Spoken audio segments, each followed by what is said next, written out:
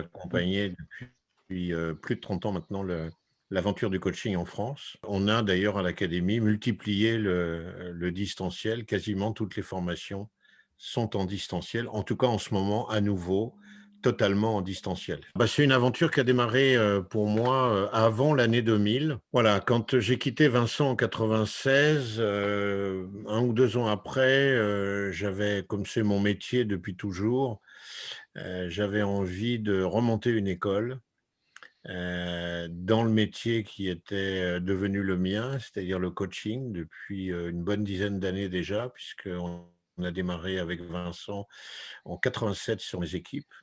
Je suis allé voir à l'époque un certain nombre, soit de camarades, soit de cabinets. J'étais allé voir notamment un cabinet d'outplacement assez connu qui a été racheté par Wright après coup, d'ailleurs, qui a été lui-même racheté par Manpower. Et la plupart du temps, on me disait une école, mais vous êtes fou, d'abord le métier de coach, est-ce qu'on peut en vivre? Donc je disais, je ne sais pas si on peut en vivre intégralement, moi je fais plusieurs choses, mais en tout cas j'en vis très correctement depuis 1990. Voilà un petit peu ce qui se passait. Et puis j'ai eu la chance de rencontrer un président de cabinet qui était l'INSEP à l'époque, INSEP Consulting, dont je connaissais une partie des dirigeants, dont le président Dominique Genelot, qui a commis un très bon livre sur la complexité au passage. Et son directeur général, Christian Darvogne, et Didier Noyer, qui s'occupait de la partie coaching, d'ailleurs, chez INSEP, m'ont proposé de monter une école pour former leurs consultants en coaching. Voilà. Et ma réponse a été immédiate, qui est de dire bah oui, ça m'intéresse, mais je suis prêt à la monter si François Delivray travaille avec moi. Voilà. Donc je me suis retourné vers François. On a eu un déjeuner à la gare Montparnasse et on a scellé un accord tous les deux, François désirant à l'époque écrire un livre qui s'appelle Le métier de coach et moi désirant monter une école et voilà, transmettre tout ce qu'on avait emmagasiné depuis déjà un paquet d'années. Voilà, cette première école, j'ai intégré une personne qui a été longtemps à l'académie jusqu'à la promo 22, qui est Noël Philippe, avec qui je travaillais depuis les années, la fin des années 4. Non, non, c'est 75 que j'ai connu Noël. Voilà, j'ai connu Noël en 75, elle était déjà psychothérapeute à l'époque. Voilà. Et tous les trois, on a monté cette école qui est la vôtre, qui est l'Académie du coaching. En 2007, alors qu'on avait 3 ans d'existence, François nous a annoncé que, dans la logique du pacte d'actionnaires que j'ai toujours d'ailleurs, qu'on avait signé tous les 3, il souhaitait prendre ses distances et venait de déposer sa demande de retraite de Gaz de France. Voilà. Ceci nous a amenés en 2007 à réunir, il y a au moins une personne là sur l'écran qui était à cette soirée, qui est Jean-Philippe. On a réuni une vingtaine de personnes des premières promos, c'est-à-dire il y avait Arnaud aussi, qui est sur l'écran. On avait réuni 22 ou 25 personnes qui étaient des promos 1 à 5, et puis il y avait 1 ou 2 personnes du canal historique, donc de la première école. 5 promos, la première école. Voilà, et on a expliqué qu'on allait démarrer un processus qu'on a appelé la transmission, et qu'on démarrait avec une transmission au niveau de l'équipe enseignante. Je fais court à partir de maintenant pour vous dire que ceci a pris beaucoup de temps puisque je considère que la transmission est devenue au niveau pédagogique effective à peu près en 2016-2017. C'est-à-dire qu'il nous a fallu 10 ans pour réussir le passage d'une équipe de 3 enseignants. On nous appelait d'ailleurs la Sainte Trinité à l'époque. Je pense que Grégoire et quelques autres nous ont gentiment, Pierre aussi, que je te vois à l'écran sourire, nous ont gentiment, toi aussi Sophie certainement, Oui, on nous appelle absolument. la Sainte Trinité. Voilà, la Sainte Trinité, elle a aussi bougé, puisque à la fois il a fallu 10 ans pour monter une équipe avec des directeurs de promo, dont Jean-Philippe est présent d'ailleurs ce soir, qui soit capable de transmettre et faire en sorte que, notamment moi qui suis seul à l'académie depuis 2015 et sans François depuis à peu près 10 ans, quasiment. Il est venu un peu aux certifications, mais après on a eu la perspective du RNCP qui fait qu'on ne peut plus prendre toutes les personnes qu'on souhaitait en certification. Il y a des règles maintenant. Et donc 10 ans pour constituer une équipe avec un trou d'air que toutes les écoles ont connu, mais l'académie que j'ai déclenchée en partie en 2014, en demandant à 2 personnes de se retirer de la gouvernance, parce que je ne sentais pas les choses dans l'intérêt de l'académie. Et cette équipe constituée, je me suis, il y a plusieurs années, il y a maintenant un peu plus de 3 ans, je me suis dit: «Bon, il faut que je passe à la deuxième étape» parce que, un, moi, j'y arrive plus. Les contraintes qu'imposent les nouvelles lois sur la formation font que l'artisan que j'étais au départ ne peut plus gérer l'académie. Toute la comptabilité, l'administration, les factures, les recouvrements, la finance, ça passait par moi. Donc, quand on était 2 petites promos par an, ça va. Passer à 3, 4, pas 5, ça c'était plus possible pour moi parce que je passais ma vie et je suis pas compétent, je passais ma vie à gérer ça, mon temps libre et je suis pas compétent pour monter et gérer un ERP à l'académie, ce que nous demandait la loi. Voilà.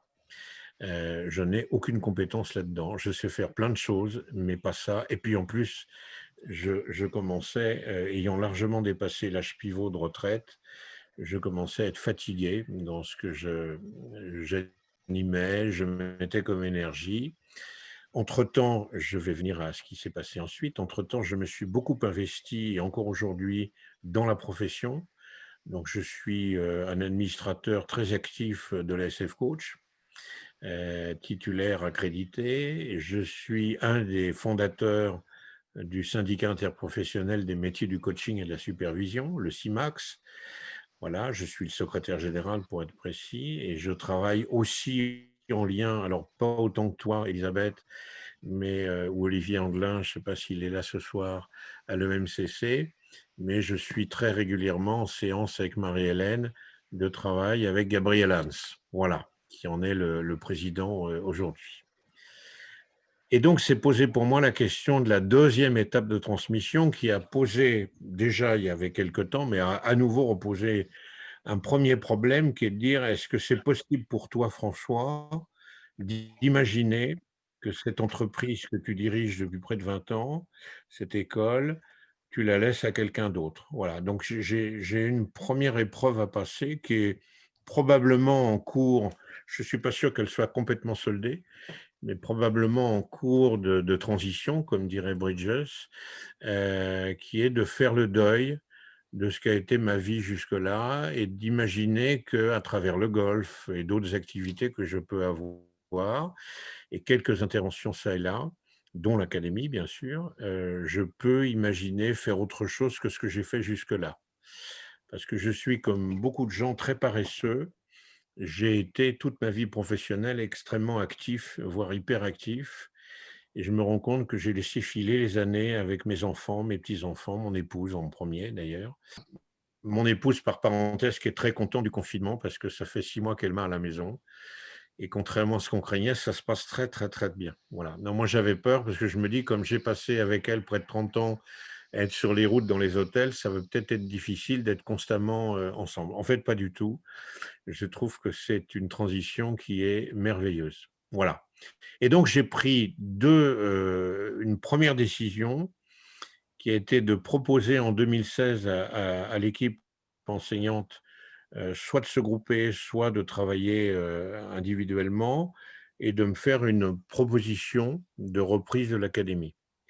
Et puis j'ai eu des sollicitations externes de camarades qui ont des cabinets et qui font du coaching et qui se sont montrés intéressés. Puis j'ai eu un ancien de l'équipe qui, disposait de moyens financiers, conséquents, qui lui aussi m'a proposé, de prendre ma succession au niveau du capital. Voilà. Donc pour parler clair, de la transmission vente de l'académie. Voilà et les choses ne se sont pas faites pour diverses raisons. La principale pour moi, c'est que j'ai réfléchi petit à petit et je me suis dit que reprendre une école comme l'académie en collectif, c'est-à-dire diriger une entreprise avec un collectif où il y a pas de dirigeants ou en tout cas une petite équipe de dirigeants, ça va poser problème. La deuxième chose qui m'est apparue, c'est que l'académie, c'est pas qu'une école, donc c'est pas que de la pédagogie. Ça nécessite une capacité d'entrepreneur et là, disons que le tamis a fait son œuvre et que petit à petit, j'ai, éliminé des solutions qui apparaissaient comme intéressant l'un ou l'autre. Voilà.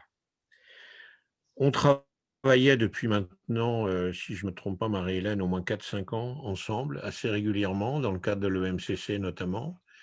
Et puis après, on a eu un travail très important tous les deux avec d'autres écoles, 4 de plus, pour monter le premier RNCP en groupement. C'est-à-dire qu'on s'est mis 6 écoles autour de la table, donc celle de Lénart, Marie-Hélène, celle de Marie-Hélène, et puis 3 autres écoles que vous connaissez moins. Il y en a une à Lyon qui est plutôt analyse transactionnelle et 2 petites écoles, une qui est du côté de Grenoble et une qui est sur Paris, beaucoup plus petite que la nôtre.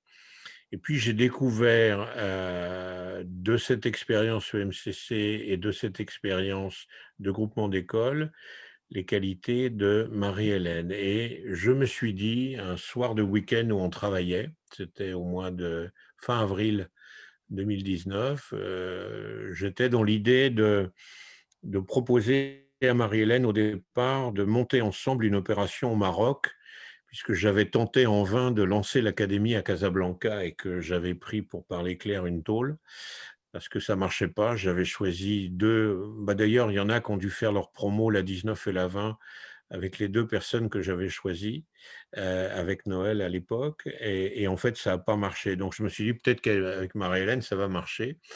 D'ailleurs, on n'a pas poursuivi ce projet, Marie-Hélène et puis lors de cet échange, ce samedi soir-là, j'ai dit à Marie-Hélène: «Bah, écoute, est-ce que ça t'intéresserait, toi, de reprendre, l'académie?» Voilà. Je pense que tu as toutes les qualités, dont l'académie, pourrait avoir besoin. Est-ce que ça t'intéresse? Et tu m'as rappelé le lundi soir en disant: «Je suis OK pour discuter». Voilà. Donc on a cheminé ensemble pendant longtemps. Ce que je connaissais de toi et je vais le redire ce soir, c'est que tu es une entrepreneur, achevée, c'est-à-dire tu as une qualité d'entrepreneurship qui est absolument exceptionnelle.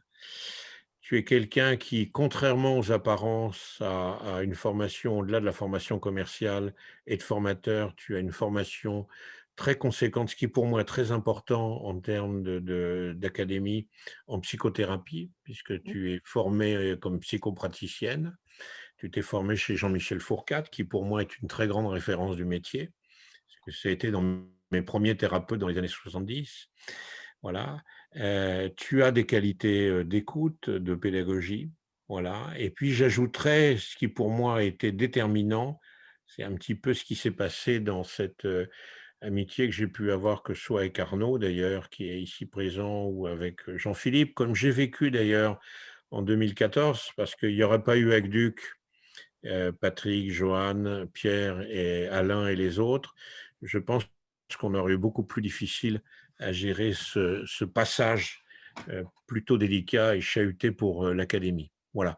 J'ai trouvé dans ce qu'est notre relation, et ce qu'il est encore aujourd'hui, toute cette loyauté, fidélité et intégrité qu'est la tienne. Et je me suis dit, ça, c'est des qualités top pour l'académie. Voilà, j'ai fait mon choix, j'en suis très heureux. J'ai eu l'occasion de répondre ces derniers temps, que ce soit dans la profession ou au niveau de l'académie, l'équipe enseignante. Et j'ai eu l'occasion de dire, bah oui, c'est un changement d'eux, donc ça a posé un certain nombre de secousses dans l'organisation. Oui, c'est pas forcément quelqu'un que les uns les autres avaient imaginé, mais moi je connais bien le marché et la profession. Et je trouve que j'ai fait le choix qui convenait. J'en suis très heureux. On est en train d'évoluer de façon remarquable. Je rassure, la question sera probablement posée. Je peux en témoigner. On était encore hier en conseil d'administration de SF Coach et le MCC ne trahira pas ce que je suis en train de dire. Nous sommes parmi les plus grandes écoles sur le marché et nous sommes restés la plus grande école et il n'y a aucune raison qu'on ne le soit pas demain. Voilà. Je te laisse la parole. Je te remercie de ce que tu as accepté, Marie-Hélène. Je trouve que tu es la plus belle personne que je pouvais proposer à la tête de l'académie et j'en suis très heureux. Voilà.